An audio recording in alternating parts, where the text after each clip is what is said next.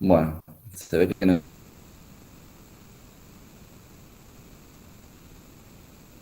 quiere arrancar. Voy a empezar igual la clase. Bueno, lo que vamos a ver hoy es el sistema excretor o el sistema urinario, ¿no? Nosotros vamos a ver que en este caso el sistema urinario va a estar compuesto por diferentes órganos, ¿no? En este caso van a ser muy pocos los órganos que va a tener, vamos a decir, que van a, en este caso, a comprender, ¿no? O a participar en el desarrollo del sistema, ¿no? Que van a ser, en este caso, los riñones, van a ser el uréter, los uréteres en este caso, la vejiga y la uretra, ¿no? En este caso van a ser los 4 órganos específicos, ¿no? Que van a agarrar y que van a formar parte de ese sistema excretor. Nosotros vamos a ver que el sistema urinario va a tener la función una función principal que va a ser la de filtrar la sangre, ¿no? En este caso, ¿por qué me tiene que filtrar la sangre? Me dice, ¿por qué tiene que sacar, en este caso, de esta sangre todos los componentes o todos los solutos que estén, vamos a decir, en mayor concentración, que estén sobrantes, ¿no? Y que sean, en este caso, tóxicos para el medio interno del organismo, ¿no? Nosotros después vamos a ver de que dentro de lo que sería el medio interno, me dicen por lo que sería la respiración celular o la metabolización de los alimentos a nivel celular, se van a generar sustancias tóxicas, ¿no? Que en este caso el riñón va a tener que eliminar para, en este caso, agarrar y generar una estabilidad, ¿no? O un equilibrio, ¿no? De la acidez interna del cuerpo, porque si no, me dice, cuanto más ácido se genere en el medio interno, más complicaciones voy a tener a nivel orgánico. Entonces me dice en este caso que el riñón, ¿no? Con su unidad funcional que va a ser la nefrona, va a ser el encargado, en este caso, de filtrar esta sangre para sacar todos estos solutos y el exceso de agua que puede llegar a haber. Nosotros vamos a ver que en este caso también la sangre, como habíamos hablado, vamos a tener lo que sería el volumen de la sangre, que va a ser la volemia, y cuando esta volemia excede, vamos a decir, sus valores normales, eso lo va a detectar el sistema nervioso y va, en este caso, a estimular, me dice, a través de hormonas, ¿no? Al riñón, en este caso al sistema urinario, para que filtre esa sangre y saque, en este caso, ese exceso de agua que me va a estar participando en lo que sería la constitución del plasma, para también mantener un equilibrio, en este caso, en los volúmenes, en este caso, sanguíneos. Entonces me dice, en este caso yo lo que voy a ver es de que si bien este aparato sistema está constituido por diferentes órganos, el órgano principal, el mayor, vamos a decir, eh, actividad realiza o el que tiene una actividad más específica va a ser el riñón, ¿no? Nosotros vamos a ver que el riñón, ahora lo vamos a ver en forma detallada y minuciosa, todo cada una de estas partes. No me dice, va a ser el órgano principal, me dice, es un órgano muy pequeño, tiene en este caso, en este caso la forma así como de un frijol, como de un poroto, vamos a decir, ¿no? Y no tiene grandes dimensiones porque tiene una longitud aproximada de 12 centímetros, ¿no? No es muy largo, vamos a decir, o no es muy grande en este caso. Y me dice, yo voy a ver que si le hago un corte medial, voy a tener dentro, es como si estuviese cortando una naranja, vamos a suponer, ¿no? Y vamos a ver, en este caso, 2 partes de esa estructura interna, ¿no? Una zona cortical o de la corteza, ¿no? Que va a ser como si fuese la cáscara, en este caso, de la naranja, ¿no? Y una zona medular, en este caso va a ser toda la zona media, ¿no? Del riñón, que en este caso podría llegar a estar ejemplificada por la naranja que cortamos al medio, también por los gajos. Me dice, vamos a ver que en esta zona cortical y en esta zona medular van a haber diferentes componentes específicos, ¿no? De las estructuras en este caso, de la nefrona. Me dice, y de todo un sistema de conductos que van a ser los que van a agarrar y van a generar nada más que el paso de esa orina que se fabricó en la neurona, perdón, en la nefrona, hacia la zona, toda esta zona tubular que me va a llevar la orina hasta la vejiga. Entonces vamos a ver que la zona cortical vamos a tener lo que se llaman las unidades funcionales renales. Las unidades funcionales renales van a ser en este caso las nefronas, que van a ser me dice, yo voy a tener por cada riñón aproximadamente 1 millón de, en este caso, de nefronas, ¿no? Y me dice, cada una de ellas, a cada una de ellas le va a llegar una rama, en este caso capilar arterial, que va a ser, que nosotros la vamos a conocer como el glomérulo, ¿no? Y que va a llegar la sangre hasta esa unidad funcional para poder ser filtrada y para poder generarse la correspondiente orina. Después vamos a ver, en este caso, ¿no? Que esta unidad funcional, que es la nefrona, va a tener diferentes componentes o diferentes, en este caso, partes, ¿no? Y que en cada una de esas partes se van a generar diferentes procesos físicos, ¿no? Como por ejemplo el de filtración, el de reabsorción o el de excreción, ¿no? Que serían, vamos a decir, todas las cosas que, estos procesos físicos que se aplicarían para filtrar la sangre, absorber en este caso estos componentes que se separaron de la sangre, reabsorber los que son necesarios para el organismo y que no tendrían que eliminar, y la formación, en este caso, propiamente de la orina. Y una vez que terminamos de comprender toda esta cuestión de cómo hace el riñón para fabricar, vamos a decir, esta orina, vamos a ver características, en este caso normales, en cuanto a la producción de la orina, ¿no? En este caso, qué elementos puedo encontrar dentro de la orina y cuáles serían las características macroscópicas y microscópicas de la orina específicamente, que sería lo que a nosotros nos interesa para poder valorar después la función renal. Bien, entonces me dice en este caso que el aparato urinario va a ser un conjunto de órganos que van a estar encargados de eliminar esta sustancia de desechos que dijimos que iban a estar dentro del organismo, ¿no? Y que iba a estar constituido por 2 riñones, ¿no? 2 uréteres, una vejiga y una uretra, ¿no? La uretra como conducto final que va a ser el que me va, en este caso, a exteriorizar la orina hacia, vamos a decir, la parte afuera de lo que sería, en este caso, el organismo en sí. Me dice en este caso que al filtrar la sangre, ¿no? Y formar la orina, en este caso se está contribuyendo a la homeostasis de varias maneras, ¿no? ¿Por qué? Porque me dice, se está contribuyendo a mantener un equilibrio en diferentes sustancias y en diferentes, en este tipo, líquidos corporales, ¿no?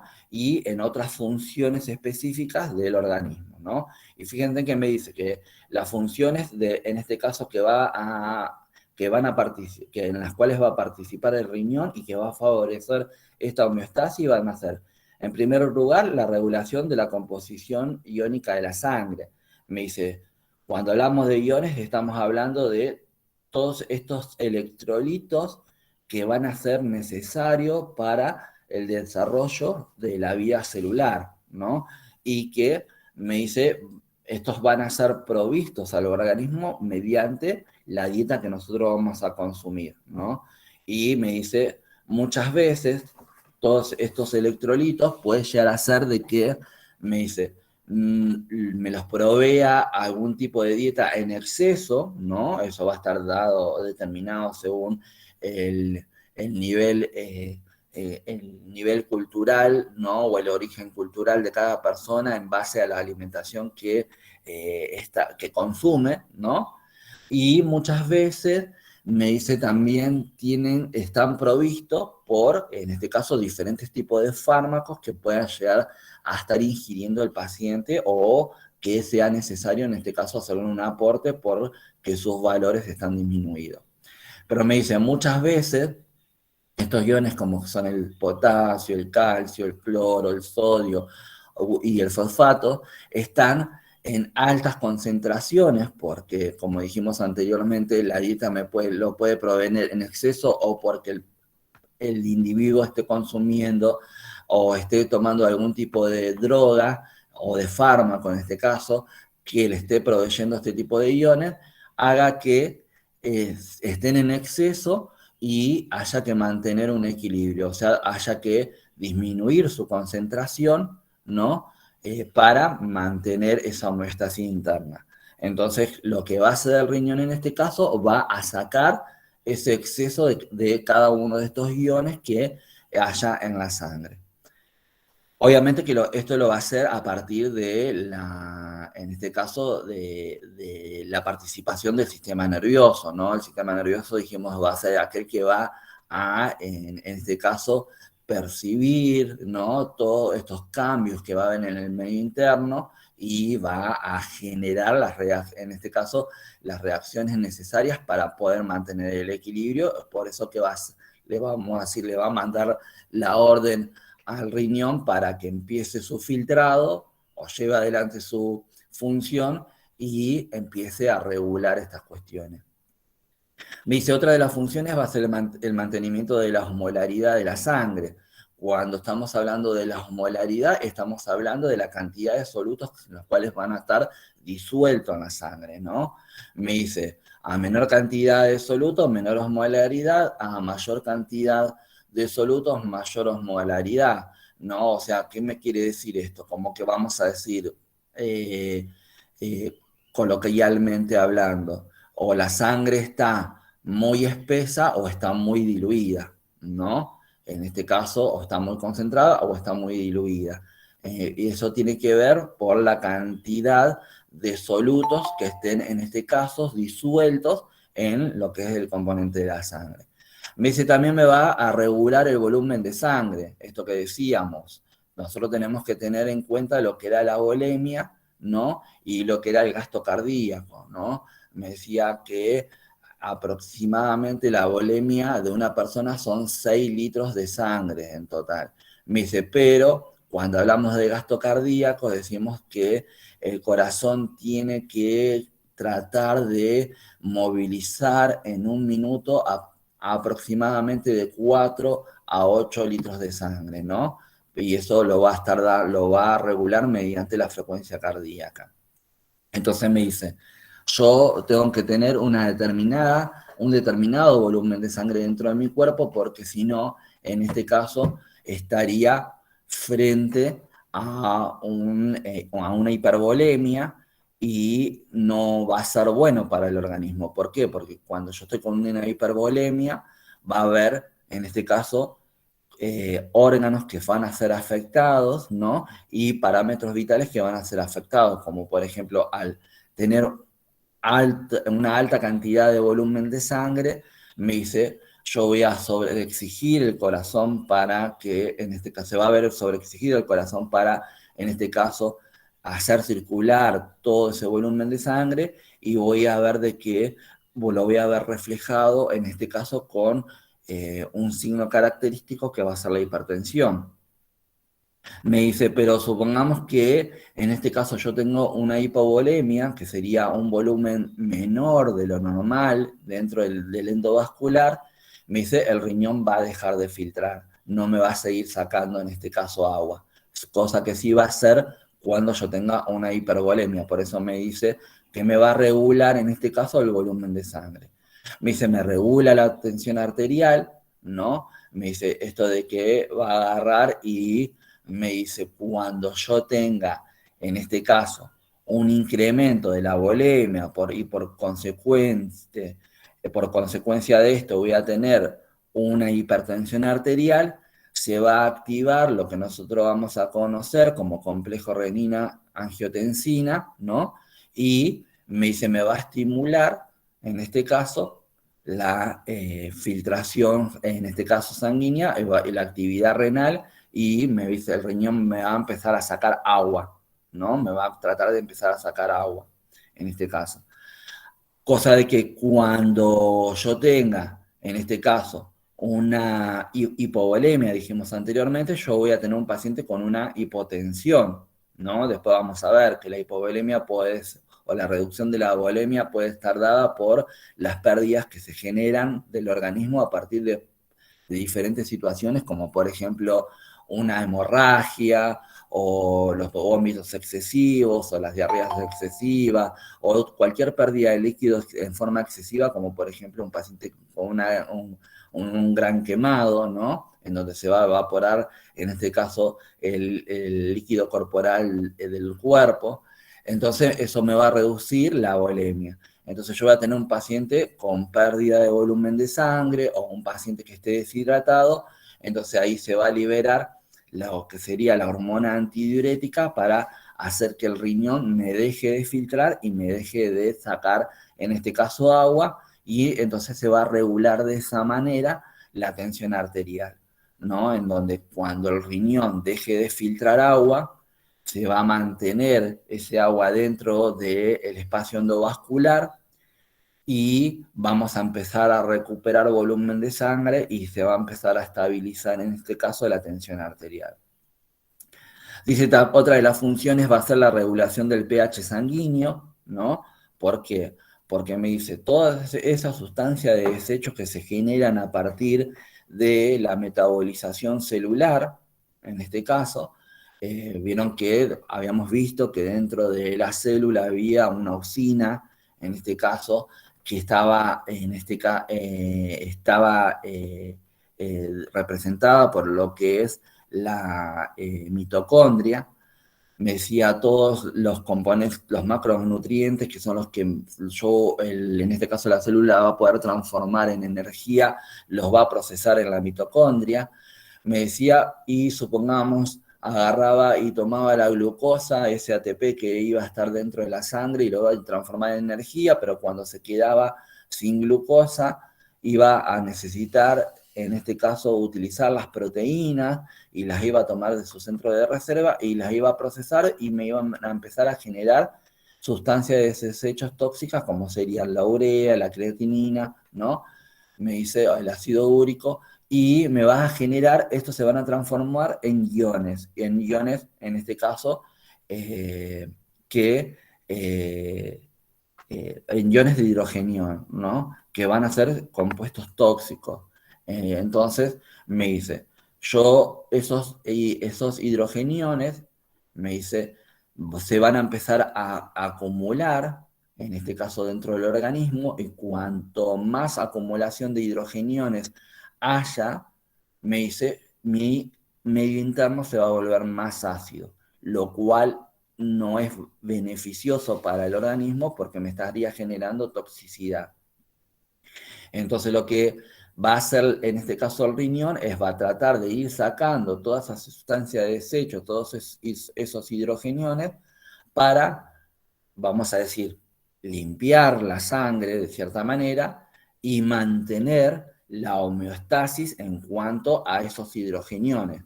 Yo voy a ver de que dentro del organismo, y eso lo vimos cuando leímos homeostasis interna, había otros métodos reguladores, como por ejemplo una sustancia amortiguadora que era el bicarbonato, pero muchas veces el bicarbonato no es suficiente para, en este caso, inactivar esos hidrogeniones y el riñón va a tener que sacar el exceso de esos hidrogeniones que van a estar dentro del organismo. Me dice, otra de las funciones va a ser la liberación de hormonas, ¿no? Como por ejemplo el calcitriol o la vitamina D o la eritropoyetina, que vamos a ver que van a tener en este caso funciones como para regular la concentración de calcio en los huesos y para estimular la formación de glóbulos rojos, ¿no? Y me dice también, va a cumplir la función de excreción de desperdicios y sustancias extrañas, ¿no? Esto que me dice, va a agarrar y todos estos residuos que se van a ir generando a nivel celular, que van a estar dentro de la sangre, como dijimos anteriormente, el riñón se va a encargar de sacarlos, ¿no? Y si hay alguna sustancia extraña también. ¿Cuál sería una sustancia extraña, supongamos? El alcohol, ¿no? O el resto cuando la persona o el individuo, en este caso, consume drogas, ¿no? Ustedes van a ver, vieron que supongamos una persona que escuchamos en las noticias que por ahí estaba circulando con su automóvil en estado de ebriedad o en estado bajo el efecto de las drogas. Bien, si no lo tienen en este caso la posibilidad de, supongamos, en el caso del alcohol, de hacerle el control de alcoholemia mediante la pipeta, se le puede sacar sangre o se le puede sacar orina. En este caso, ¿por qué? Porque yo voy a tener esa concentración de alcohol en sangre y a la vez el riñón, como va a detectar de que tiene esta sustancia que no es propia de la sangre, la va a empezar a eliminar, ¿no? Porque previamente fue metabolizada, en este caso, en el hígado, ¿no? Y lo va a empezar a eliminar el riñón y yo voy a ver que en la orina voy a tener, en este caso, restos de esta sustancia, como también de las drogas, ¿no? Por eso habrán visto que en alguna película, vamos a decir, o en alguna serie, cuando se trata el tema de las drogas, vieron de que para saber si la persona estuvo consumiendo o no estuvo consumiendo, se le pide, en este caso, una muestra de orina. Porque en este caso lo que va a hacer el riñón va a cumplir esa función de sacar esa sustancia extraña que va a ser generada por la droga que consumió, en este caso, la persona o el individuo. Entonces dijimos en este caso que el sistema excretor estaba compuesto por los riñones, el uréter, la vejiga y la uretra. Acá vamos a ver, esta imagen lo que me está reflejando es que si bien hay ciertos componentes que van a ser, en este caso, iguales, tanto en el sistema excretor femenino como en el masculino, hay una diferencia. Esa diferencia está dada por la longitud de la uretra, ¿no? En este caso sabemos que la uretra masculina mide aproximadamente 15 centímetros, ¿no? Y en este caso la uretra masculina me dice, tiene esta longitud porque me dice, tiene que recorrer todo la longitud del pene. En cambio, la uretra femenina me dice es más corta, mide aproximadamente 5 centímetros de longitud, ¿no? Después vamos a ver, cuando veamos en segundo año la valoración de la función renal y todos los procesos patológicos que hacen, ¿no? Que este sistema renal disfuncione, ¿no? O mal funcione, y vamos a ver de que esto de la longitud de la uretra tiene que ver, ¿no? Y me va a traer algunos perjuicios, vamos a decir, en la salud tanto del hombre como de la mujer, porque me dice el hombre va a tener sus complicaciones por tener una uretra con esta longitud, porque va a haber otros componentes, como por ejemplo va a estar la próstata o las glándulas seminales, y en cambio la mujer no va a tener todos estos componentes, va a ser un conducto sin ningún tipo de obstrucciones que, pues, se puedan llegar a generar a futuro, pero va a ser más corta, lo que le va a traer otras consecuencias a largo plazo, como por ejemplo una mayor incontinencia que en el hombre no se genera. Otra de las diferencias va a ser que la uretra masculina, perdón, participa en dos sistemas, en este caso dos aparatos, ¿no? En el aparato va a participar como salida del aparato reproductor y como orificio, en este caso conducto de salida del aparato excretor o urinario. Entonces me dice la uretra masculina va a participar en dos aparatos o sistemas diferentes, en cambio la uretra femenina no. Solamente se va a ocupar de un conducto de eliminación de la orina nada más. Bien, y entonces me empieza a explicar sobre las características histológicas, en este caso, y estructurales del riñón, ¿no?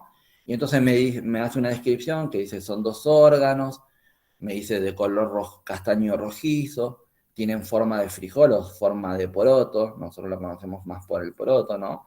Dice, tiene en este caso el tamaño de un puño, van a estar localizados, me dice, a ambos lados de la columna vertebral, tanto del lado derecho como del lado izquierdo, por eso tenemos dos, ¿no? Tenemos, son en este caso, un órgano par, me dice, van a estar, me dice, ubicado entre la décima segunda vértebra dorsal y la tercera lumbar. Después vamos a ver cuando nosotros valoremos en segundo año la función renal, vamos a poder ubicar a los riñones en lo que sería el ángulo costovertebral, que es este ángulo que se va a formar entre la base de la parrilla costal y la columna vertebral, ¿no?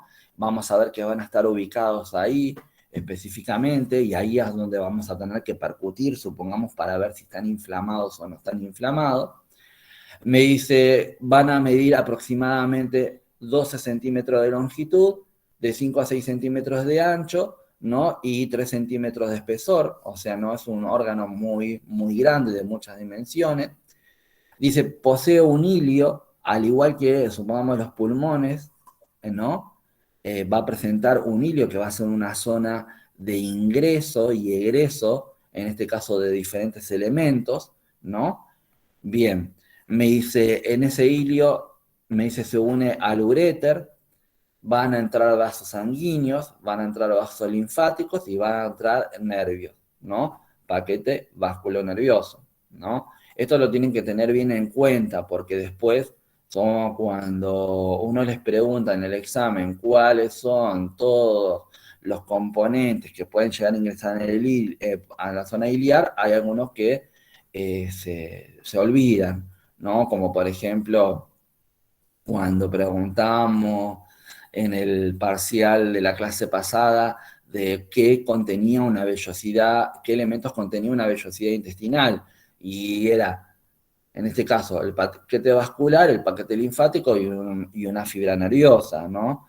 Me dice, y bueno, por ahí no se especificaban todas estas cuestiones. Bien, porque por ahí no se tienen en cuenta. Me dice, después me habla sobre que el riñón va a estar rodeado, en este caso, de varios componentes tisulares, ¿no? Me dice, va a tener una cápsula renal que va a ser más profunda, y me dice una cápsula adiposa y una aponeurosis renal que van a ser más superficial, que van a ser todas las que la van a proteger, ¿no? Es como su sistema de protección, en este caso del riñón, ¿no? Recuerden como cuando habíamos hablado, en este caso, de la pleura, o cuando habíamos hablado del pericardio, ¿no? Me dice, bueno, o de, en este caso, el peritoneo visceral, ¿no? Que lo que hacían era proteger, en este caso, el órgano específicamente. Bueno, como habíamos dicho, en la zona del ilio renal, vamos a encontrar lo que sería la arteria renal, la vena renal, vamos a encontrar la salida, en este caso, del uréter, ¿no? O en este caso lo que vamos a denominar la pelvis renal, ¿no?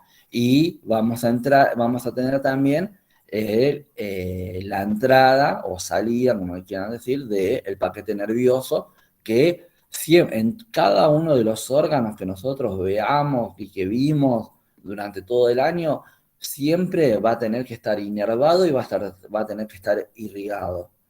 ¿Cómo era la irrigación? ¿A partir de qué elementos? En este caso va a estar irrigado a partir de las arterias, ¿no? Cada órgano va a tener su arteria específica que lo va a estar, en este caso, irrigando, les va a estar entregando sangre, y con esa sangre les va a estar entregando oxígeno y le va a estar entregando nutrientes, ¿no? Va a tener una vena de drenaje, ¿no? Que esa vena de drenaje le va a agarrar, como la palabra me dice, me va a drenar, me va a sacar de ese órgano toda la sustancia de desecho a partir de la metabolización y la respiración celular de cada una de las células que me componen el órgano. Y también va a tener un paquete nervioso porque me dice, tiene que tener una inervación que va a ser la que me va a captar, en este caso, cambios, ¿no? En la estructura, como un proceso quizás inflamatorio, ¿no? Cambios en la estructura del riñón, o me va a ser el que me va a captar, en este caso, de que ahí está habiendo una hipoxia a nivel tisular porque la arteria que me está irrigando, en este caso el órgano, se obstruyó, ¿no? Entonces me dice, siempre va a haber un paquete de básculo nervioso. En este caso, ingresan por lo que sería el hilio renal. Bien, esto que decíamos, si nosotros hacemos un corte frontal, vamos a tener dos zonas, una zona cortical o de corteza y una zona medular, que va a ser la parte del medio, de la médula en este caso, ¿no?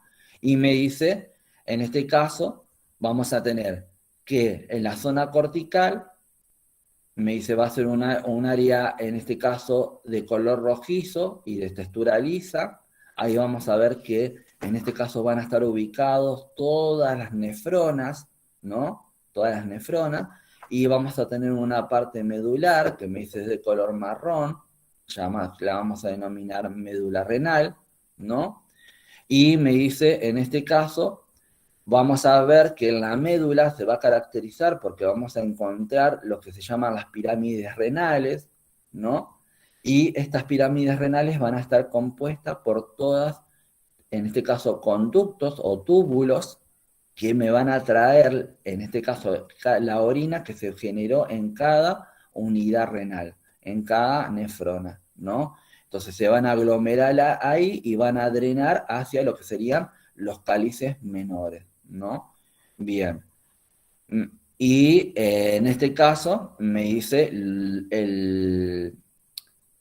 la zona que va a estar comprendida entre ambas pirámides renales, se van a denominar columnas renales, que también vamos a tener en este caso componentes de la corteza, vamos a decir.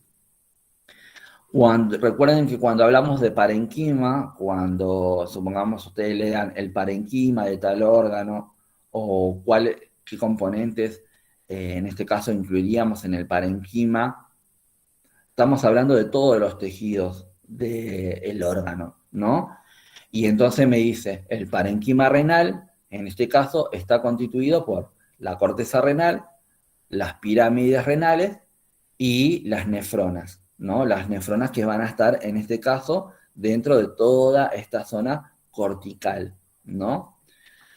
Me dice, en las nefronas se va a formar la orina y esa orina se va a drenar por los conductos papilares, que ahora lo vamos a ver, en este caso, bueno, lo tengo muy atrás, vamos a ver la forma de la nefrona, ¿no? Que va a ser toda una zona de conductos que van a estar, en este caso, dispuestos de una determinada manera, y la continuidad de esos conductos que van a componer la nefrona, me dice, van a ser, en este caso, los conductos papilares, que me dice que van a ser los que van a componer las pirámides, en este caso, renales, y van a desembocar la orina, ¿no? En lo que serían los cálices menores, y después hacia los cálices mayores, ¿no?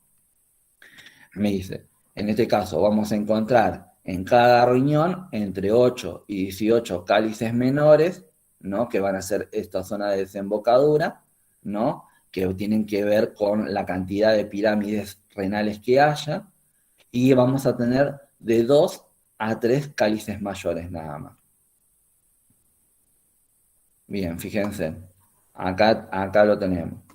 Acá tenemos todos los que serían las pirámides, en este caso renales, ¿no? Que me dice que puede haber de 8 a 18, y por cada una de esas pirámides voy a tener, en este caso, un sistema de conducto de desagote que va a ser el cáliz menor, ¿no? O sea, voy a tener tanta cantidad de cálices menores como cuantas pirámides tenga, y después cada uno de esos cálices menores van a desembocar la orina o van a drenar la orina en un cáliz mayor. Y me dice, vamos a tener aproximadamente 3 cáliz mayor en cada uno de los riñones. Y después esos cálices mayores van a drenar esa orina a lo que sería el inicio del uréter, que va a ser la pelvis renal, que va a tener una forma de embudo para poder recepcionar la orina de cada uno de estos cálices mayores, ¿no? Entonces, fíjense, tenemos entonces nefrona, en este caso pirámides renales, cálices menores, cálices mayores, pelvis renal. Ese sería el circuito por el cual recorrería, en este caso, esa orina que se fabricó en la nefrona. Como dijimos anteriormente, en este caso, el riñón como órgano en sí tiene que recibir sangre y tiene que ser inervado, ¿no? Tiene que ser irrigado y tiene que ser inervado, ¿no?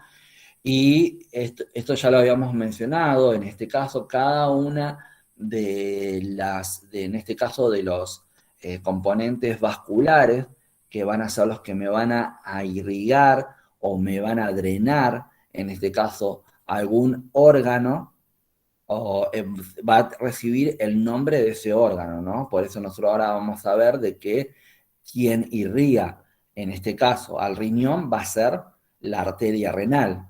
Pero una vez que esa arteria ingresa al órgano que tiene que irrigar, en este caso, se va a empezar a bifurcar, se va a empezar a ramificar, ¿no? Y va a empezar a desparramarse, vamos a decir, dentro del órgano. Entonces, va a ir reduciendo la luz, en este caso, de la luz interna o el diámetro interno de su, en este caso, de su estructura, va a ir modificando su estructura y va a ir, en este caso, ramificándose. Y por cada zona de ese órgano que vaya pasando, va a recibir una nomenclatura o un nombre diferente. Me dice, a la vena le va a pasar exactamente lo mismo, y me dice, la vena va a recibir las venas siempre son homónimas a las arterias, ¿no? Y me dice, ¿qué significa esto? Que van a recibir el mismo nombre, en este caso que recibió la arteria en esa zona que está, en este caso, irrigando. Bien, entonces me dice en este caso que el riñón recibe aproximadamente entre el 20 y el 25% del gasto cardíaco. Entonces me dice, fíjense, yo estoy diciendo que el gasto cardíaco normal, me dice, va a ir, va a estar determinado o va a ser de entre 4 a 8 litros con un promedio de 6 litros, ¿no? Entonces me dice, supongamos, si yo tomo como parámetro que el gasto cardíaco normal es de 6 litros, me dice, en este caso, el 20% de esos 6 litros estaría pasando a través de la arteria renal, ¿no? Que sería, en este caso, aproximadamente de 1,5 litros. Bien, me dice, en este caso, me dice, estaría el riñón teniendo un flujo, ¿no? De 1.200 mililitros de sangre por minuto, porque recuerden que va a estar, en este caso, determinado por el gasto cardíaco, o sea, va a tener 1,2 litros de sangre, ¿no? Que va a pasar, en este caso, por lo que sería su estructura. Y entonces me dice, esta arteria renal, me dice, va a empezar a ramificarse a medida que ingresa a lo que es la estructura del riñón, y se va a dividir en arterias segmentarias, porque primero va a irrigar los segmentos, después va a ramificarse en arterias interlobulares, después se van a hacer más pequeñas y van a agarrar y se van a denominar arterias asiformes, después van a hacerse más pequeñas y se van a llamar arterias interlobulillares, y después van a ser más pequeñas aún, porque van a llegar hasta ser un capilar, ¿no? Me dice en arteriolas aferentes, que van a ser las que van a llegar a cada nefrona, y después se va a transformar en lo que va a ser el glomérulo. Vamos a ver que el glomérulo va a ser un capilar sanguíneo que va a tener todo un enramado que va a estar dispuesto dentro de lo que va a ser la cápsula de Bowman para poder extravasar su sangre y entregársela, en este caso, a esta parte del riñón para que la pueda filtrar. Bien, me dice en este caso, me dice cuando llegamos a lo que sería la última ramificación de la arteria, me dice hay dos arteriolas, una que va a ser aferente y una que va a ser eferente, ¿no? O sea, una que va a entrar y una que va a salir, en vez de que haya una arteriola de entrada y una vénula de salida, ¿no? En este caso, como en esta zona no me estaría irrigando el riñón, sino lo que estaría haciendo es entregando la sangre a la nefrona para ser, en este caso, filtrada, no va a haber una vénula, sino que va a tener una arteriola que ingresa y una que sale, por eso se llama arteriola aferente y eferente, ¿no? Bien, y la inervación, en este caso, del riñón, va a estar dada por el plexo renal que pertenece al sistema nervioso autónomo, ¿no?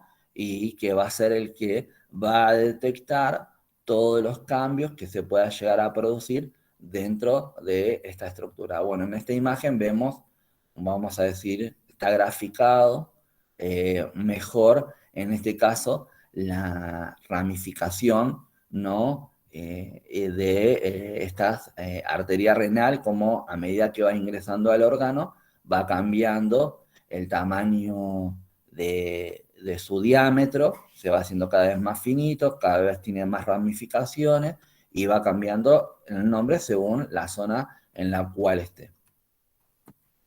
Bien, entonces nosotros dijimos que cuando esta arteriola llega hasta la zona del glomérulo, ¿no? A la zona de la nefrona, perdón, se va a transformar en un paquete o un ramillado, en este caso capilar arterial, ¿no?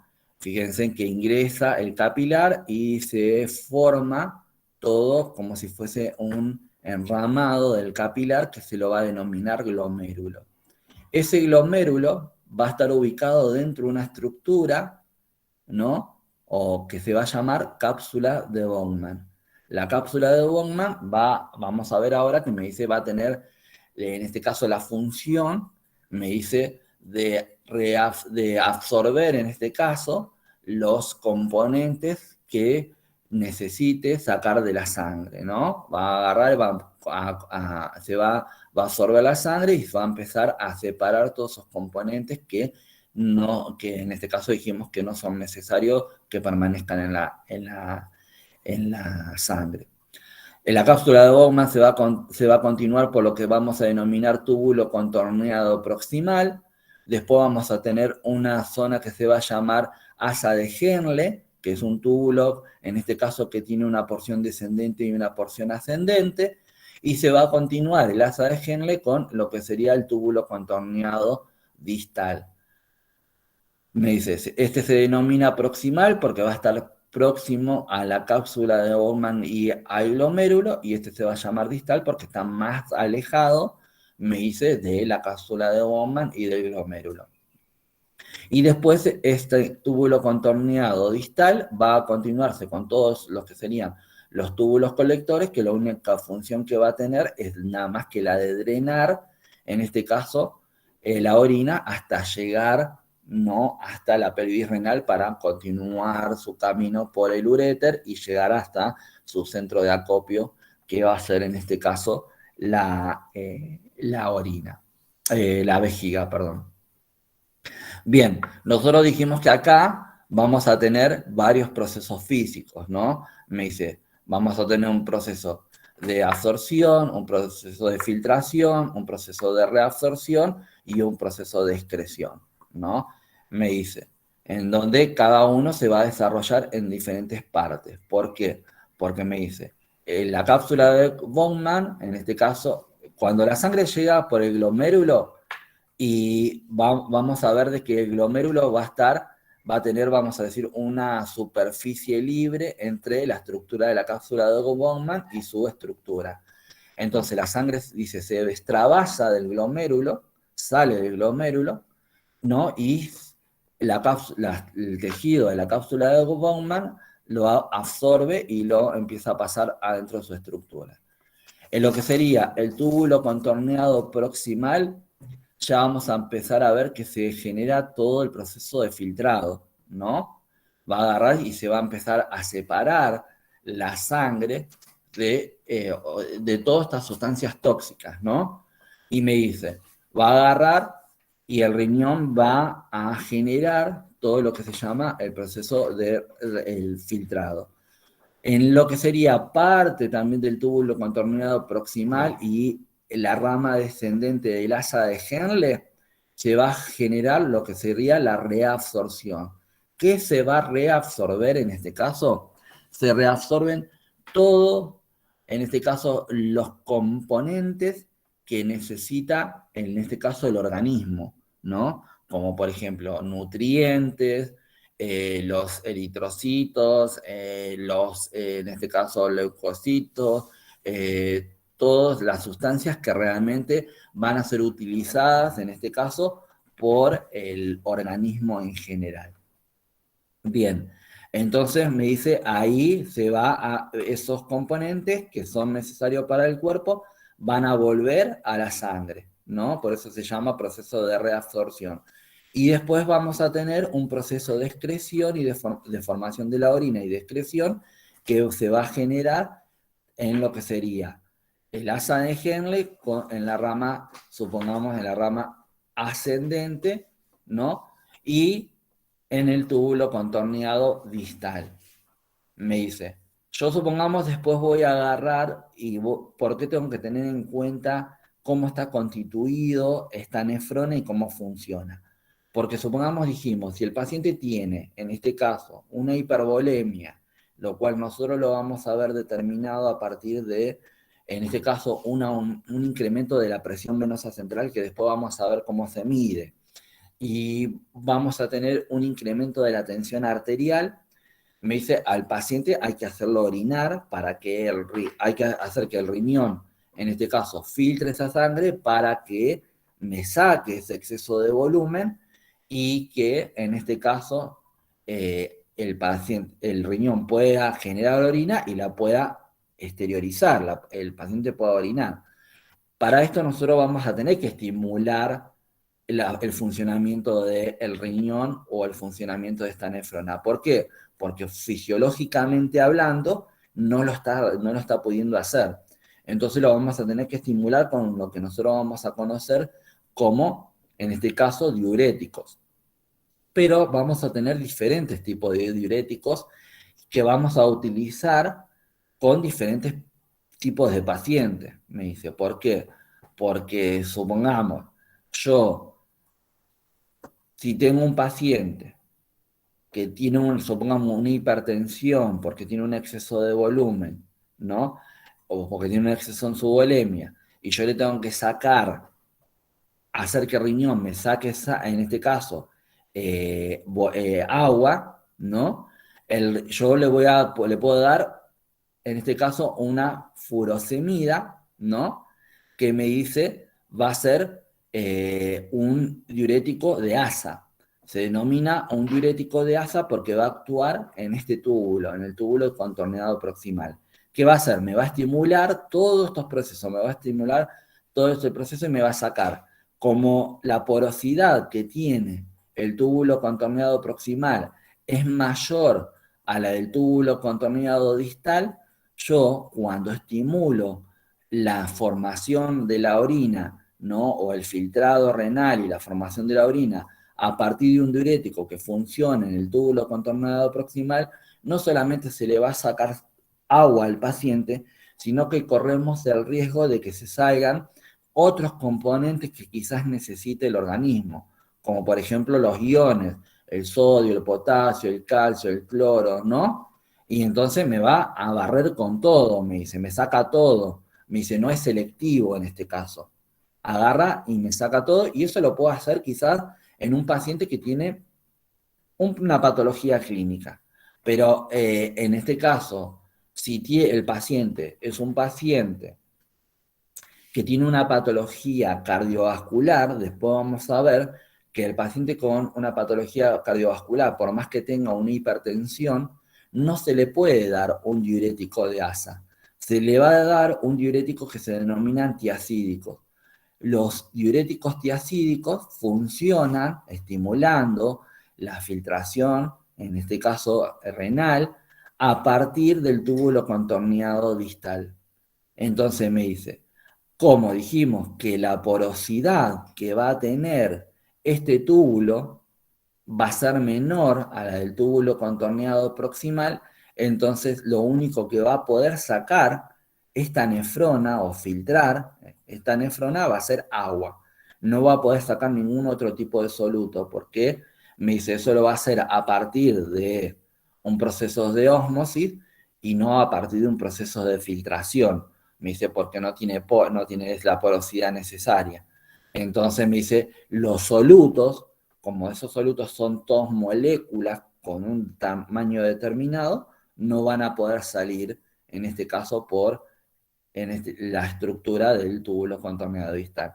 Entonces, lo que va a hacer, sí me va a sacar agua nada más y me va a hacer de que descienda la volemia del paciente. Entonces, yo por eso, como enfermero, sí o sí tengo que saber cómo está compuesto, vamos a decir específicamente la nefrona, ¿no? Y obviamente dónde la encontramos, porque si yo después digo, no, te preguntan, ¿dónde está la nefrona? Y le digo, no sé, en el hígado, no.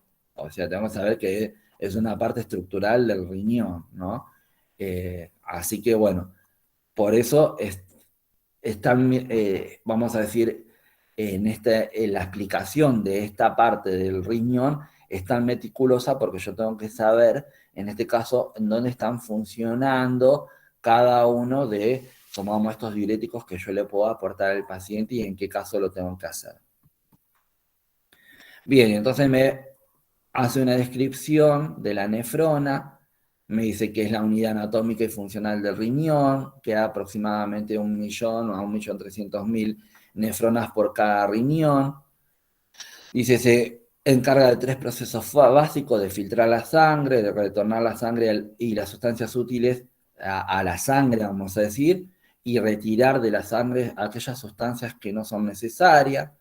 Mantiene la hemostasia y produce la orina, y está constituido, en este caso, como dijimos, por el glomérulo, que era esta zona de los capilares arteriales, la cápsula de Bowman, el túbulo contorneado proximal, el asa de Henle, el túbulo contorneado distal, ¿no? Y después se va a continuar con los túbulos colectores.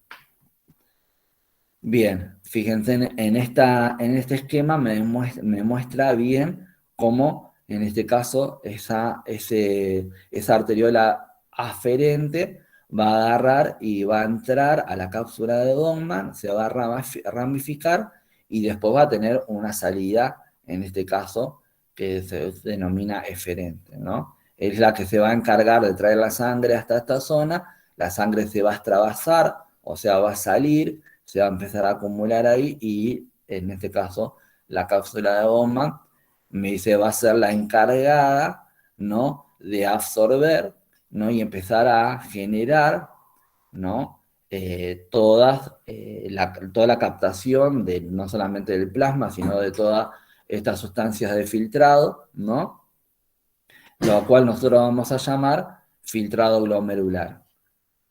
Bien, una vez que se absorben, en este caso todos estos componentes, va a pasar a lo que sería el túbulo contorneado proximal. Después, bueno, me dice que tengo que entender lo que se denomina filtrado glomerular, ¿no?, que es el paso de estos solutos y del agua, ¿no?, a través de la cápsula de Bowman a eso se lo vas a denominar filtrado glomerular.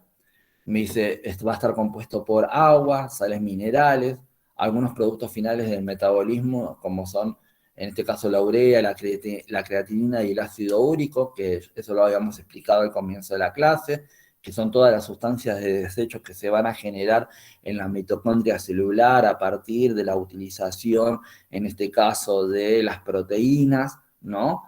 Eh, Me dice, en este caso, el filtrado glomerular, como dijimos anteriormente, me dice, aproximadamente en 24 horas va a circular 180 litros de sangre por todo el riñón. Me dice, pero solamente el 1% se va a transformar en orina.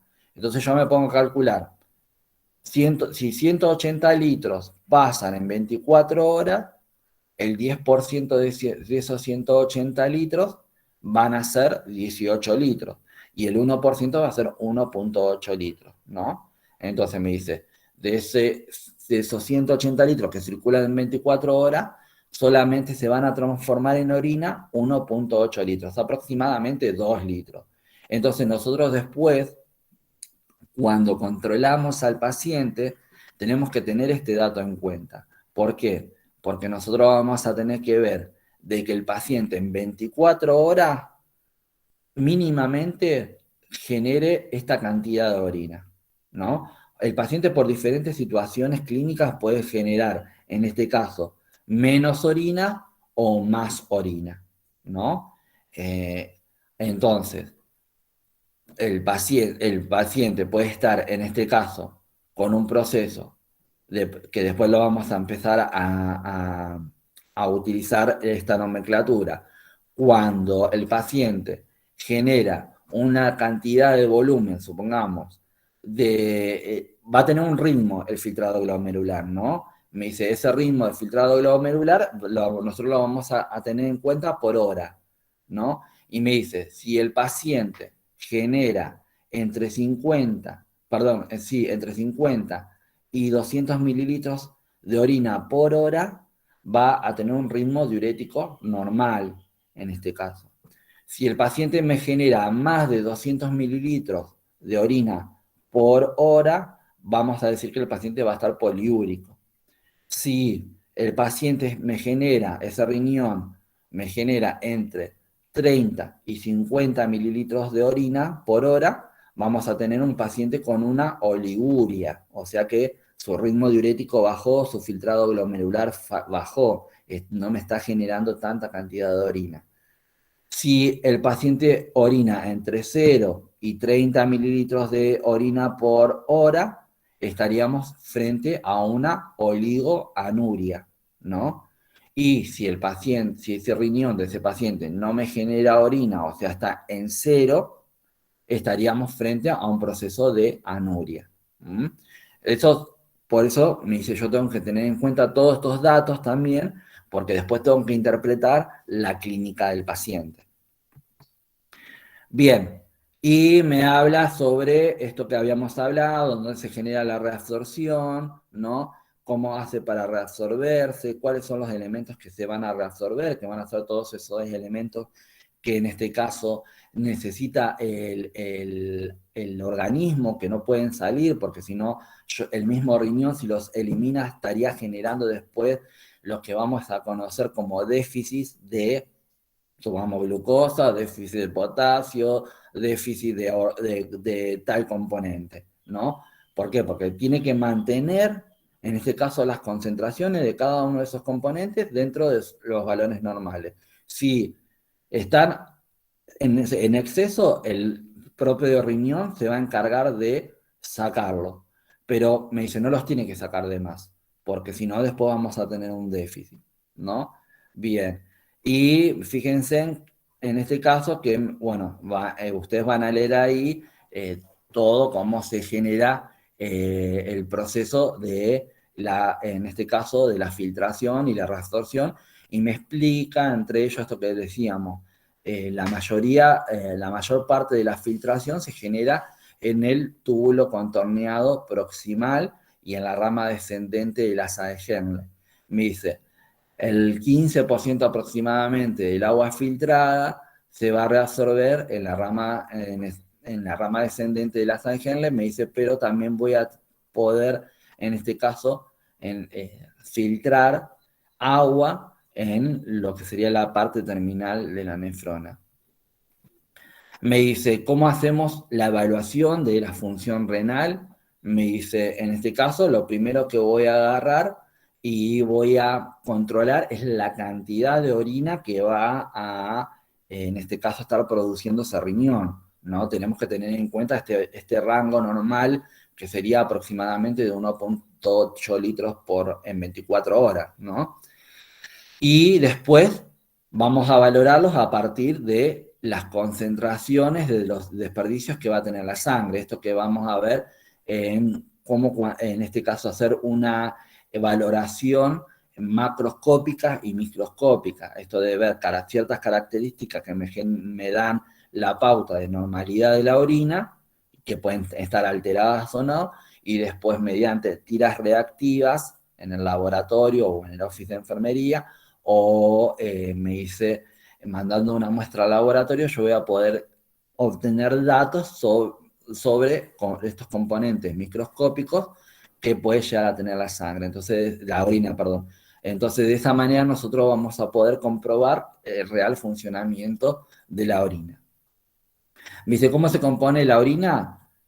El 95% de agua y un 5% de solutos. Cuando hablamos de solutos, recuerden que estamos hablando de electrolitos, todos estos componentes del metabolismo celular y todas estas sustancias exógenas que el individuo, en este caso, puede consumir y que van a ser eliminadas por orina, como por ejemplo los fármacos, el alcohol, las drogas, todos estos componentes que dijimos que se van a eliminar. Bueno, después habla sobre la urea, que es el desdoblamiento de las proteínas, la creatinina, que es el desdoblamiento de las fibras musculares, el ácido úrico, que es el desdoblamiento de los ácidos nucleicos, el urobilinógeno, que es el desdoblamiento de la hemoglobina. Vamos a tener también en la orina ácidos grasos, pigmentos, enzimas y hormonas. Ustedes van a ver una de las pruebas habituales y más, en este caso, utilizadas para ver, en este caso, si el funcionamiento renal es óptimo o no, va a ser lo que se va a denominar el clearance de creatinina o el aclaramiento de la creatinina. Me dice, la creatinina va a ser, como dijimos recién, una sustancia de desecho que el riñón tiene que sacar sí o sí. Si no la está sacando es porque no está cumpliendo con su función de filtrado, ¿no? Entonces, me dice, en este caso, ¿cuándo se utilizaría? ¿Cuándo se utilizaría esto? No solamente cuando el paciente está generando menos volumen de orina, sino también como método de control del correcto funcionamiento cuando el paciente está recibiendo, supongamos, antibióticos de cuarta generación, como van a conocer un antibiótico que se llama fotericina, que es muy potente y que tiene ciertos recaudos para su uso, y el enfermero tiene que saber pasarlo, y vamos a ver que lo va a superdiluir, lo va a pasar a goteo, me dice, o supongamos otro tipo de fármacos como son los quimioterápicos, me dice, en este caso que también, sí o sí, el riñón los tiene que agarrar y los tiene que eliminar, pero me dice, también tenemos que tener en cuenta que estos tipos de fármacos, me dice, se denominan nefrotóxicos. ¿Qué significa que son nefrotóxicos? Que me están diciendo que me generan toxicidad al propio órgano renal.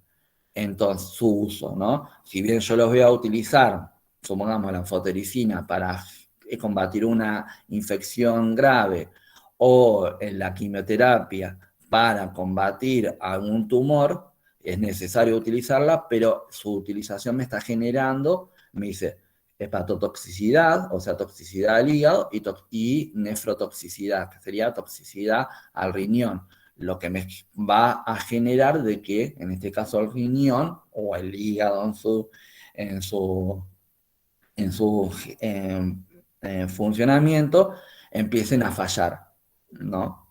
Bien.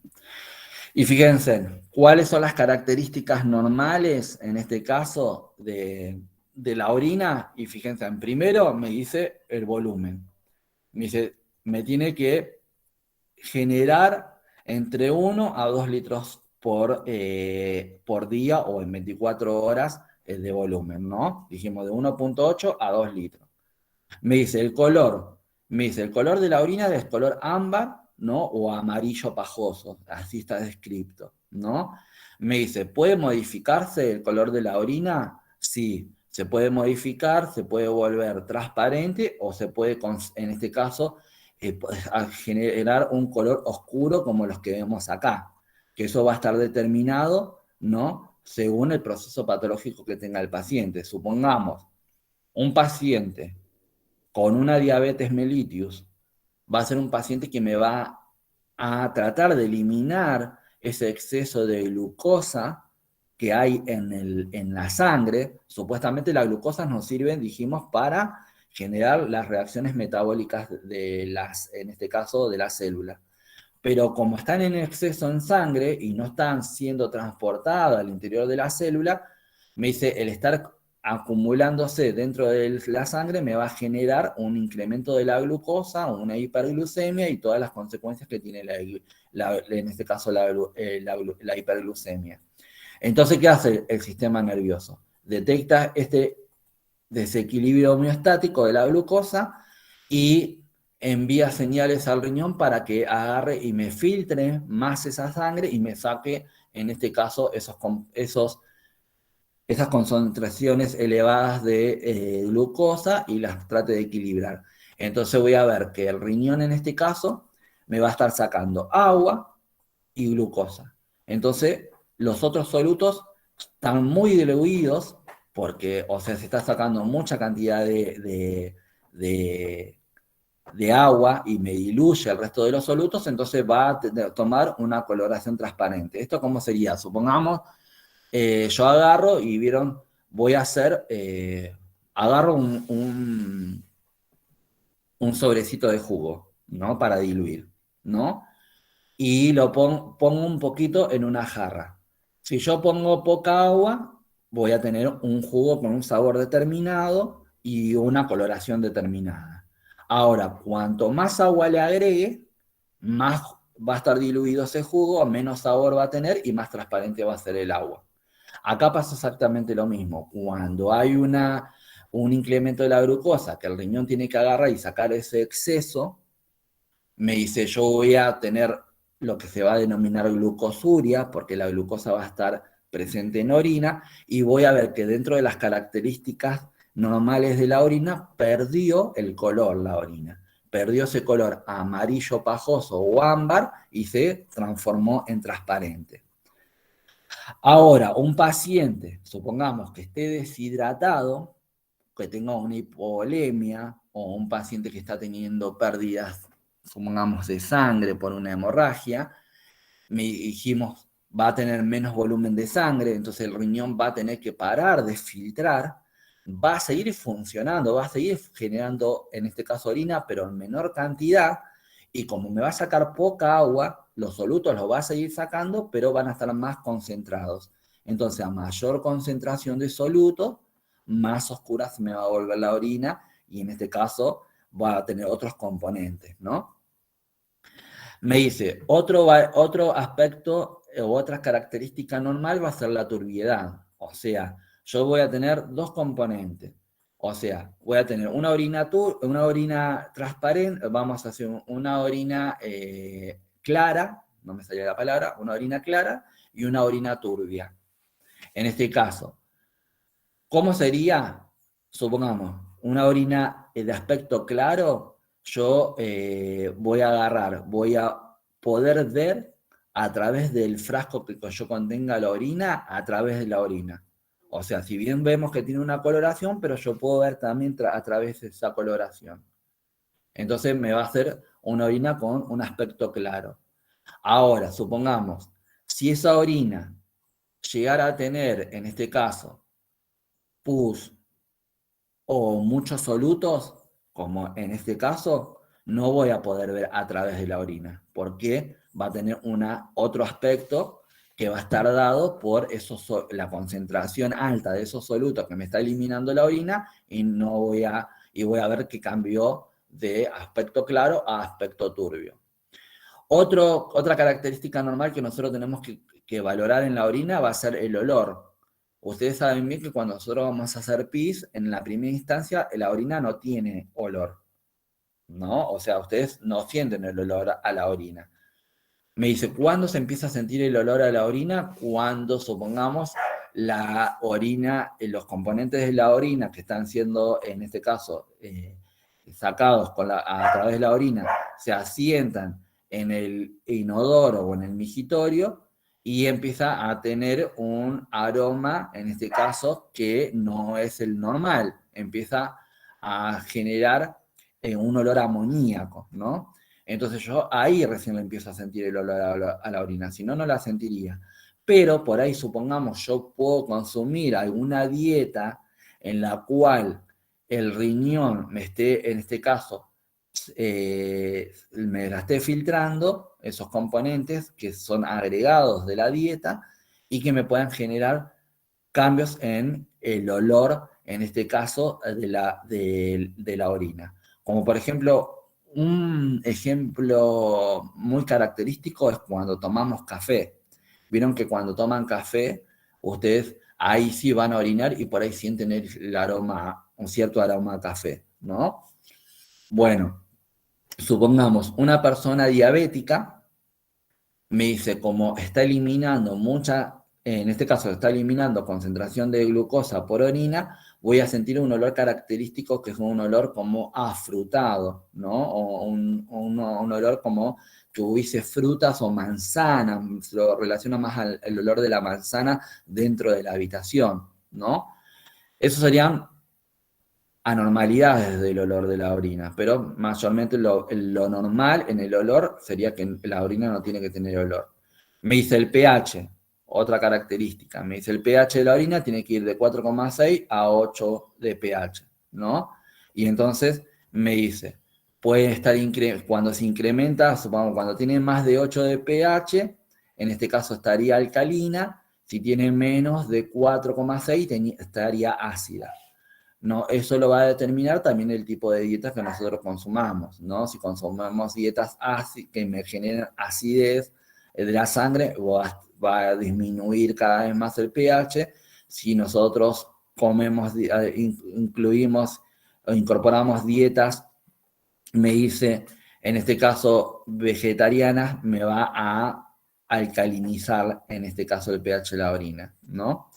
Bien, después vamos a ver la densidad, que es otra característica normal de la orina, que la densidad va a estar dado por la cantidad de solutos que vamos a tener disuelto en el agua que me va a formar esa orina, ¿no? Yo siempre lo ejemplifico de esta manera. Supongamos, hago una comparación entre el mar muerto y supongamos el mar argentino.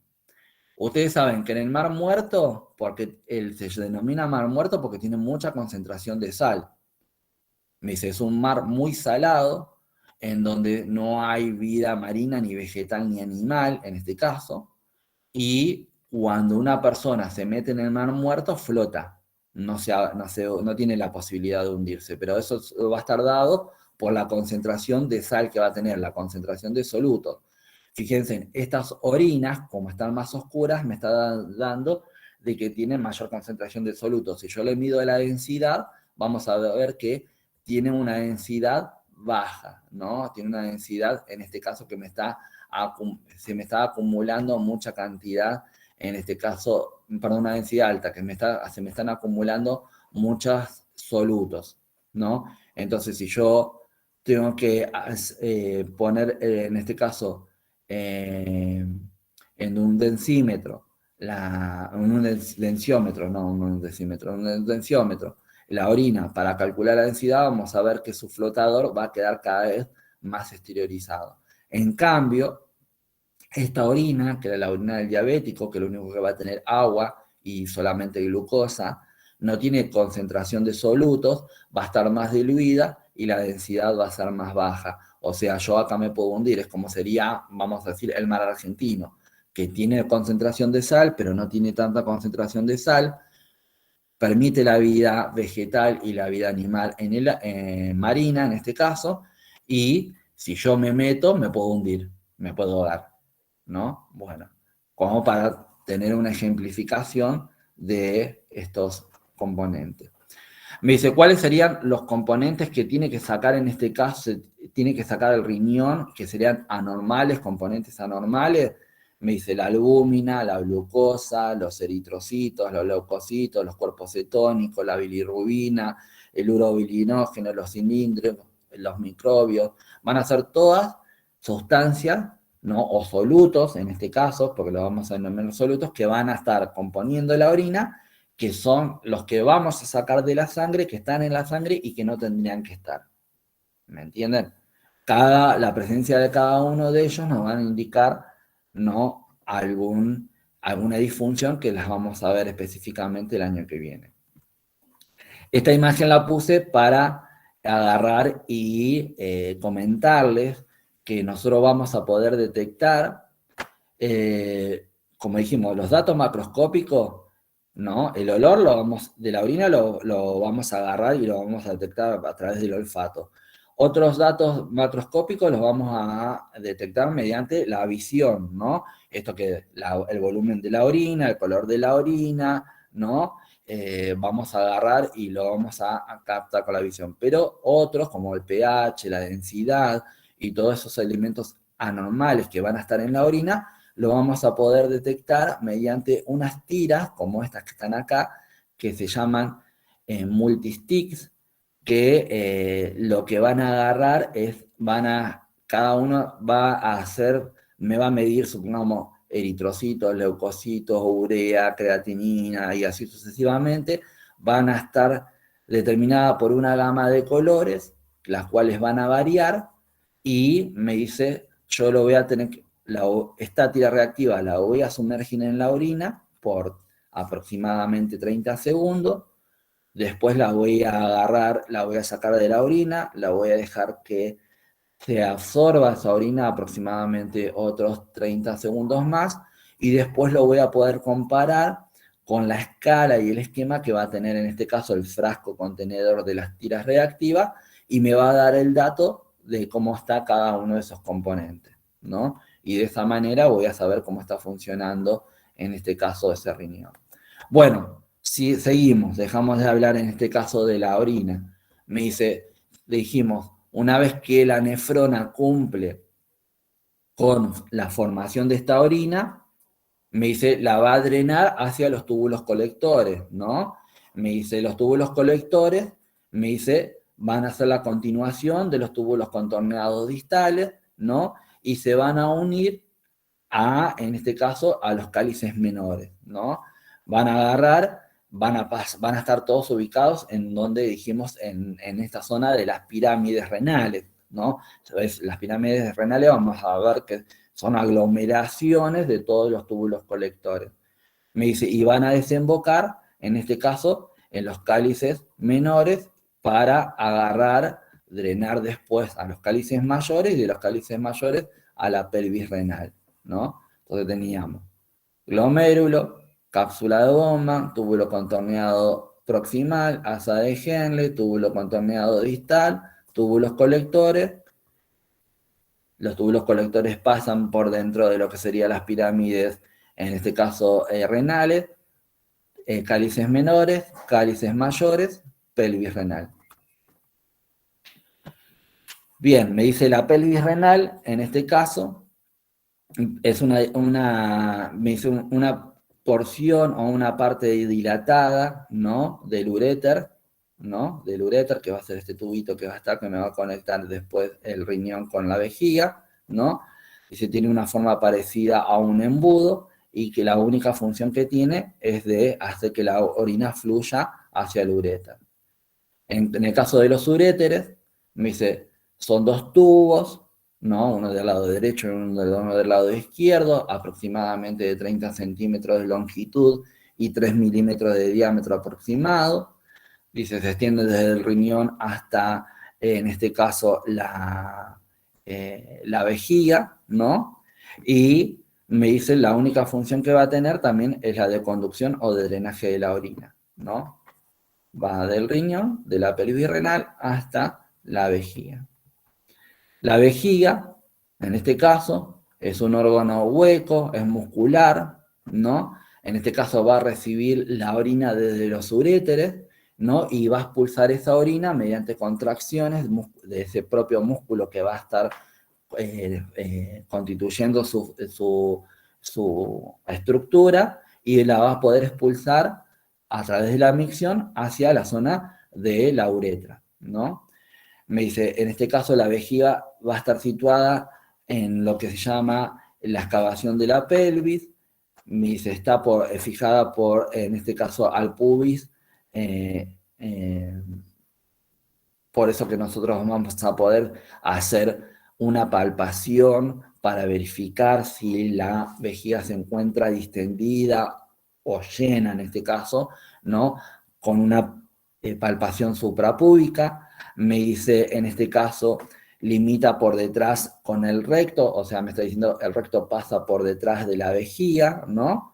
Y me dice, va a limitar en el caso del hombre con la parte por debajo, va a tener la próstata, o por encima, va a estar por encima de la próstata, ¿no? Y de las vesículas seminales, y me dice con la vagina en el caso de la mujer. ¿Ven? En este caso, este sería un ejemplo de la vejiga masculina, ¿no? En donde vemos, en este caso, la próstata, ¿no? Con las vesículas seminales, ¿no? Acá lo que vamos a ver son, vemos en este caso esquematizado lo que nosotros vamos a conocer como los músculos trusores del piso pélvico, que son los que después nosotros vamos a contraer o relajar para poder generar la micción. No es que la vejiga, cuando una vez, la vejiga vamos a ver que nos dice que va a tener receptores de estiramiento, y que son los que nos van a indicar, en este caso, que la vejiga está completa, que llegó a su límite, ¿no? Y ahí es cuando nosotros vamos a empezar a sentir dolor y necesidad para miccionar, me dice, pero eso no me está indicando, me dice, de que en este caso la vejiga por sí sola agarre y se genere la contracción de la vejiga y se pueda eliminar, porque me dice, nosotros lo que vamos a estar haciendo es para evitar de que la orina salga de la vejiga por sí sola, estar contrayendo consciente o inconscientemente los músculos trusores del piso pélvico. Después vamos a ver que el mal funcionamiento de este músculo, tanto en el hombre como en la mujer, va a determinar los que serían los diferentes casos de incontinencia. Esto sería un esquema de la vejiga femenina. Fíjense en de que conecta directamente con la uretra y no hay ningún tipo de estructura. Y después, por último, me dice que la uretra también va a ser una estructura tubular que se origina en este caso en la vejiga y termina en lo que sería el meato urinario. Te dijimos que tenían diferencia entre el hombre y la mujer.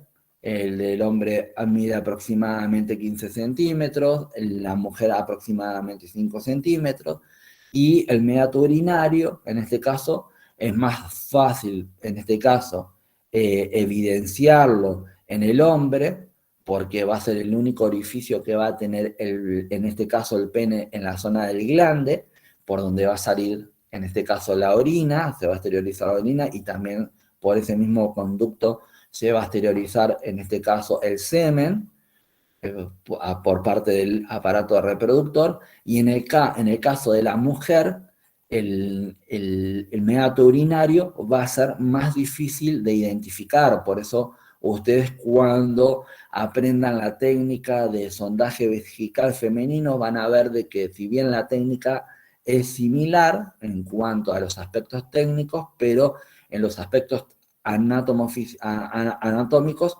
van a ser diferentes, porque me dice, yo tengo que ubicar el meato urinario de la mujer porque apenas va a ser perceptible. Entonces yo tengo que saber que va a estar ubicado por debajo del clítoris y por encima del orificio vaginal. Entre esa zona yo voy a tener que tratar de divisar el meato urinario, en este caso de la mujer, que apenas es perceptible para poder colocar, en este caso, la sonda vesical.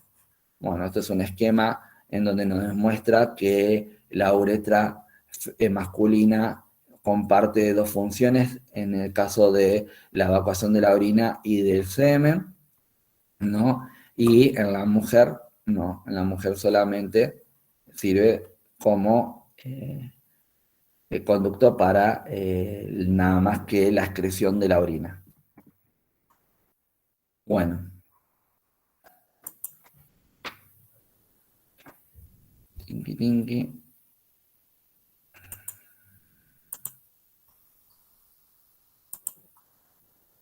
Bueno, ¿alguna preguntita con respecto a esto?